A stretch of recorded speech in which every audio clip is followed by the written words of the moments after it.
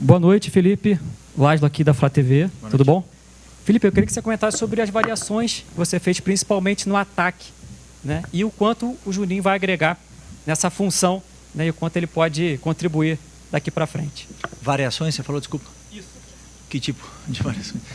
Primeiro tempo, né, tendo o ok. Bruno Henrique com o Plata atacando bastante espaço, depois ali com o Juninho um pouquinho mais centralizado, por favor. Ok.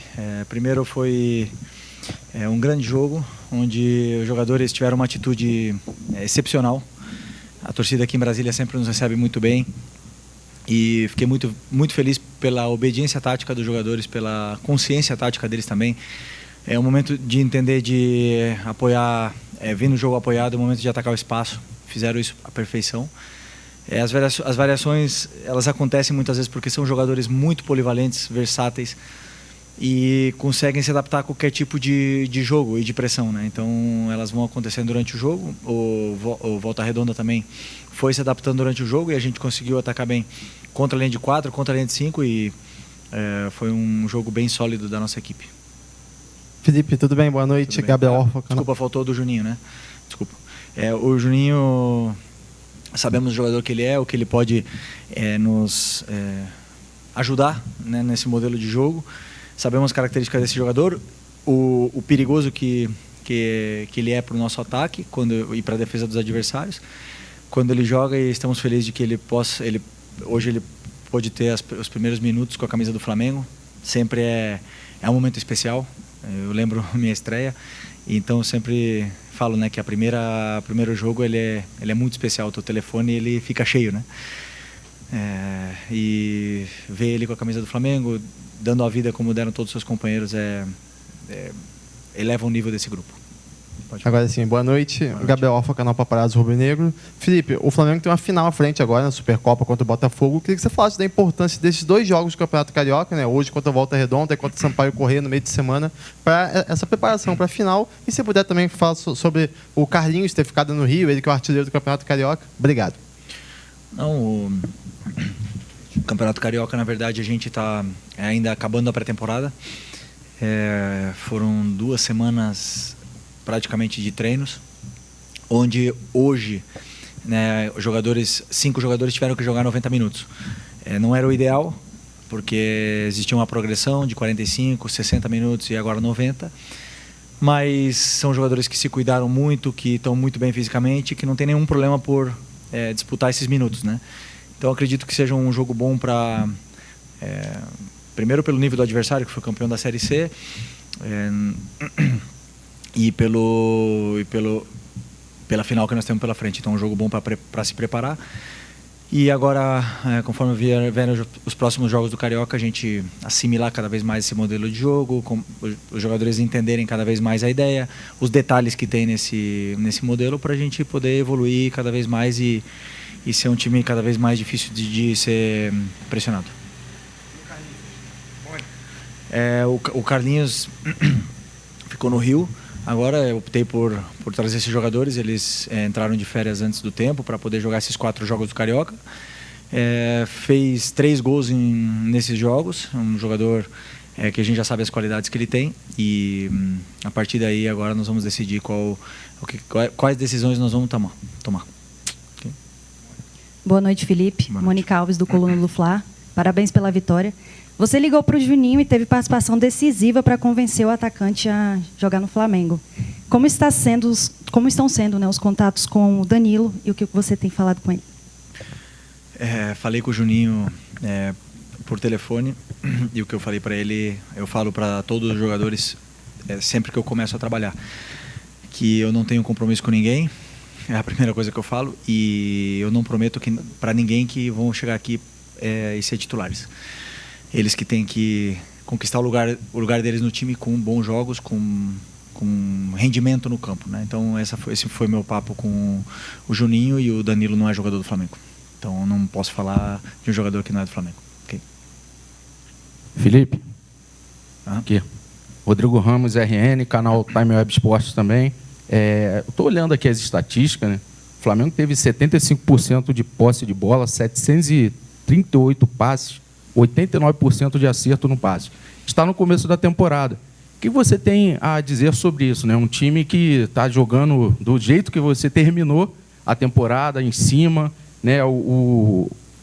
Aqui o adversário teve 3 chutes, né? E não foram ao gol. Então, como é que você avalia esse jogo? E também eu queria perguntar uma pergunta mais. Como é que você viu o Arrascaeta? Caiu bem com a camisa 10? Vamos lá. O jogo foi um jogo onde a gente teve uma imposição muito grande. Dominamos o jogo praticamente em todo momento e não paramos de tentar atacar o gol adversário. Eu pedi algumas coisas para eles específicas essa semana, que a gente precisava melhorar em decorrência do jogo anterior contra o São Paulo, onde foi o nosso primeiro jogo, perna pesada, time misto e jogadores ainda se conhecendo essa química e melhorando essa química entre eles. Mas hoje já vi muita coisa do que eu espero da equipe, né? Então, primeiro dizer do time foi que eles desfrutaram, eles conseguiram se divertir com a ideia.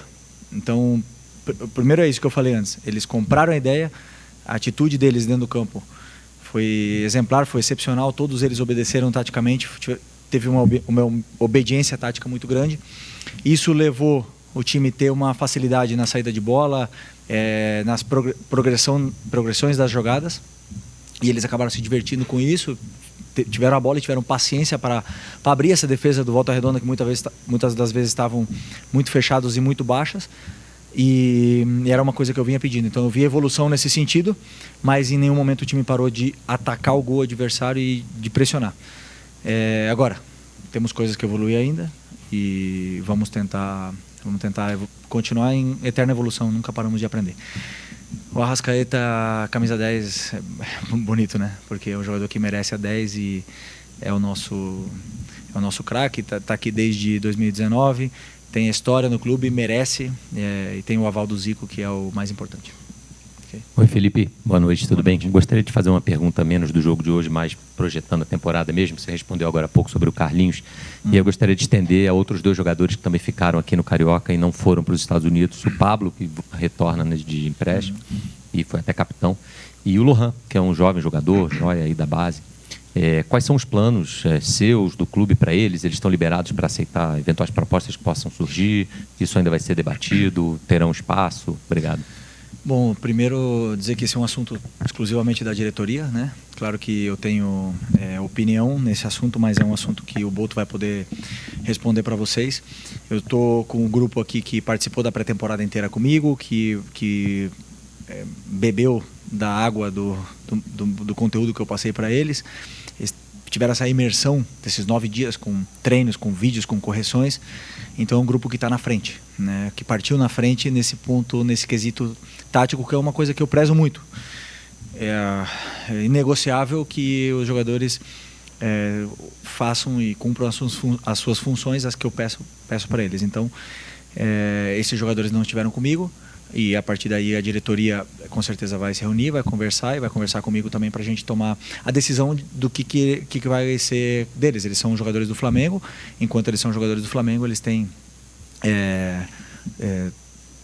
tem todo, como é que eu falo, o direito de estar com a gente aqui e participar do grupo, mas isso aí é um assunto totalmente do Boto. Tá? Felipe Luiz, tudo bem? Mel Carolino do Correio Brasiliense. Queria saber de você, Flamengo joga na base do perde e pressiona, como manter esse estilo de jogo num campeonato tão repleto de competições? Desculpa, pode repetir, do perde e pressiona? Sim, tudo bem. O estilo de jogo do Flamengo no perde e pressiona. Como manter esse estilo de jogo com uma temporada tão cheia de competições, o calendário? Ok. Eu não diria perde e pressiona, eu diria um jogo pressionante, né? A gente tenta não perder, né? Mas e ter o controle do jogo com a bola e tentar sempre pressionar o adversário, porque é um modelo de jogo que a torcida exige, né? O próprio torcedor, ele não se sente identificado com um time que não pressiona, um time que não tenta ser protagonista no jogo. Então, vai ser possível sempre? Provavelmente não. A gente joga contra adversários que também têm bons planos de jogo, vão estudar nosso time, vão tentar fazer grande jogo grandes jogos contra a gente. Tem jogadores com muita qualidade que são difíceis de ser pressionados, mas eu acredito que... Acredito não, tenho certeza, não tenho nenhuma dúvida de que nós temos o melhor elenco da América. E já falei para vocês em outras entrevistas e volto a repetir, esse é o melhor elenco, tem os melhores jogadores, eu acredito nisso e eu falo para eles, porque eu não falo para tentar puxar o saco de ninguém, senão porque é o que eu penso. E se esse time não jogar, é culpa minha. E eu não tenho medo nenhum de falar isso, porque é o melhor time. Agora, vamos ganhar sempre? Não vamos ganhar sempre. Vamos conseguir pressionar todos os adversários? Não vamos conseguir pressionar todos os adversários, mas a intenção é essa, é pressionar sempre, é ser protagonista do jogo e tentar fazer um jogo de imposição o tempo todo. Okay? Felipe, boa noite. Deu para ver logo no primeiro jogo oficial do Flamengo, um time bem taticamente e fisicamente, compactação, com a bola e sem a bola. Na tua avaliação, quanto que esse time está preparado já para a decisão contra o Botafogo, que é agora dia 2, e para os desafios da temporada? E fugindo um pouquinho do jogo de hoje, obviamente você nos Estados Unidos viu os jogos no Nordeste. Queria que você falasse da garotada, o Wallacian, Felipe Tereza, Guilherme, o quanto esses garotos podem agregar no seu Flamengo na temporada.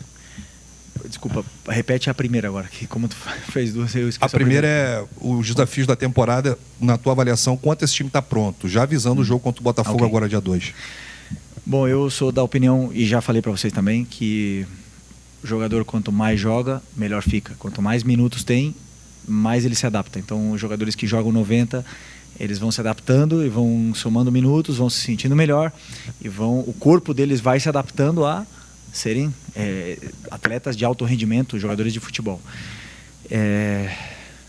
Eu acredito que para a final estarão já num momento de forma óptimo, e conforme forem passando os jogos, cada vez eles vão se sentindo melhor e melhor fisicamente, e aí, claro, com um grupo tão qualificado que tem, nós podemos também, em algum momento que algum jogador não estiver tão bem fisicamente, a gente poder suprir a altura. Esse é o objetivo de ter um elenco tão completo, né? E sempre pensando no que o modelo de jogo exige. Como você falou, nós temos que também escolher jogadores com características que possam fazer o que eu quero, né? Jogadores que têm que ser fortes fisicamente, têm que aguentar o jogo de pressão e de progressão. Então nós temos que sempre olhar para esse tipo de jogador, né? E por sorte eu tenho esses jogadores na minha mão agora e espero que eles possam evoluir muito ainda. E sobre os jogos da base. Então, também uma das sortes que eu tenho é que eu conheço todos eles, todos esses meninos, tanto do Sub-17 do ano passado e do Sub-20, passaram na minha mão. Eu conheço os pontos fortes, os pontos não tão fortes que eles têm, e me deram muitas alegrias quando eu estive lá, né? Tanto o Sub-17 como o Sub-20. Agora eu tenho aqui o Pablo, o Léo e o João. Só tem mais um ou não? Os três estão comigo, né? E os três... Não, o Cleiton já estava no profissional, né? Não, os três da base que estão comigo, que estavam comigo no Sub-17, eu sei da qualidade que eles têm. E não tenho dúvida que a base vai ajudar muito. Ainda tem muito talento lá embaixo, como você próprio falou. O Tereza, um jogador que tem muito gol, finaliza muito bem. O Wallace tem uma ambição e uma força, uma velocidade para atacar o espaço tremenda. Tem o próprio Chola, o Guilherme, que tem muita qualidade. Então tem jogadores, claro, que a gente vai poder contar com eles durante o ano quando precisar. Felipe, Maria Suzana do SBT Brasília. Você acha que o clima aqui de Brasília, às vezes todo mundo reclama, né? Você acha que o clima seco pode atrapalhar em algum momento do jogo os jogadores, já que eles estavam na Flórida, e a questão do clima?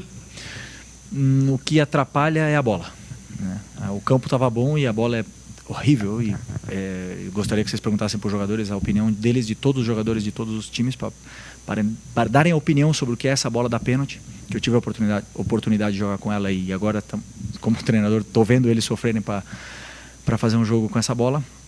E o campo estava bom, o clima estava bom, estava com sombra, uma torcida, uma atmosfera maravilhosa, e o único que faltou foi a bola em condições, minha opinião. Mas é sempre muito agradável vir aqui em Brasília, eu gosto muito, a gente é sempre muito bem recebido na nossa chegada no hotel, a torcida sempre faz uma festa bonita no estádio, e esse lugar aqui, eu tenho lembranças muito felizes aqui, até títulos conquistados. Felipe, aqui, boa noite. Felipe, durante a pré-temporada, eu lembro que você fez um treino lá de ataque e defesa e teve um ataque, se não me engano, o Luiz Araújo, ele voltou. Aí você falou, ó, se perder, fica. Se chutar para fora, fica. Para marcar a saída. E hoje o gol do Gonzalo Plata, ele sai bem numa jogada assim. Uma bola rebatida, ele estava ali postado, Volta Redonda perde a bola e ele faz o gol. Eu queria que você falasse um pouco mais sobre isso, assim, o quanto esse time já está entendendo as ideias do Filipe Luiz. E você semana passada falou sobre a pré-temporada, que não estavam todos ainda bem fisicamente. O quão bem fisicamente está esse time agora para esse restante? Primeiro, a importância que tem a pré-temporada. Fechados num lugar, assim, eu sei que as famílias podem odiar o treinador, odiar o diretor, né? Mas ficar 9, 10 dias fechados, todos juntos, para as famílias não é bom, mas para o desenvolvimento do conteúdo tático, como eu falei, é fundamental. É fundamental porque o jogador não tem o que fazer. Ele não tem distrações, ele não pode receber família em casa, ele não pode ter o filho chorando de madrugada, ele não tem amigos para ir para a praia, ele não tem nada, então ele só tem o futebol. E ali onde existe a imersão, os jogadores, existem novas relações socioafetivas, tanto dentro do campo como fora, novas amizades se surgem, novas lideranças surgiram nesse grupo. E jogadores que não estavam tão bem ano passado começaram muito bem a pré-temporada, e isso é muito legal. E a gente vê que eles compram a ideia nesses pequenos detalhes que você fala, né? Eu não gosto de abrir detalhes do que eu penso sobre o jogo. Vocês conseguem analisar, mas eu não gosto de falar exclusivamente do que eu penso nos treinos. Mas, obviamente, que uma das questões é pressionar.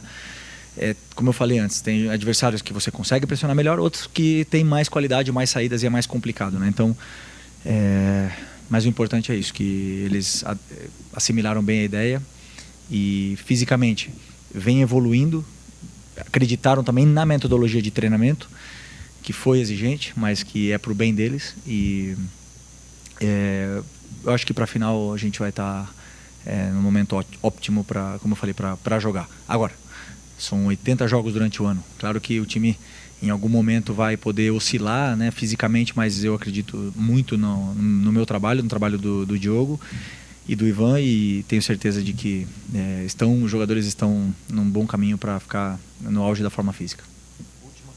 Felipe, boa noite. Outros 2 jogadores permaneceram no Rio de Janeiro, o Luiz Araújo e o Everton Cebolinha. Na avaliação que está sendo feita desses 2 atletas, até que ponto você confia que poderá utilizá-los no próximo compromisso, quinta-feira, diante do Sampaio Corrêa, e principalmente se você os terá à disposição na Supercopa do Brasil diante do Botafogo? O planejamento é que sim, que eles estejam à nossa disposição. O Cebolinha teve uma lesão muito grave. Vocês sabem que muitos médicos dizem que a lesão do tendão de Aquiles, né, a ruptura do tendão de Aquiles é a pior lesão do futebol. Mas a recuperação dele foi muito boa, muito boa. Ele está muito bem, está evoluindo e queremos poder dar minutos para ele poder estar à disposição na final. Espero poder levar ele para o jogo na quinta-feira, para ele poder, como eu falei, estar à disposição. O Luiz Araújo também teve uma lesão de joelho bastante séria ano passado. Conseguiu fazer toda a pré-temporada, mas a gente tem que sempre ter cuidados com jogadores como ele, como o Arrascaeta, que também veio de lesão, numa lesão também que não foi tão simples, veio de uma operação. Então nós vamos levar esses jogadores entre algodões, né, para eles ir podendo não sofrer. E pouco a pouco, passo a passo, vão evoluindo e vão estar definitivamente com o time, né? Então agora foi o Luiz, em outro momento poderá ser o Arrascaeta, poderá ser outro jogador, para ter algum cuidado especial com as articulações deles. Mas esperamos que eles possam estar à disposição do jogo na final contra o Botafogo em Belém. Ok? Obrigado. Obrigado a você.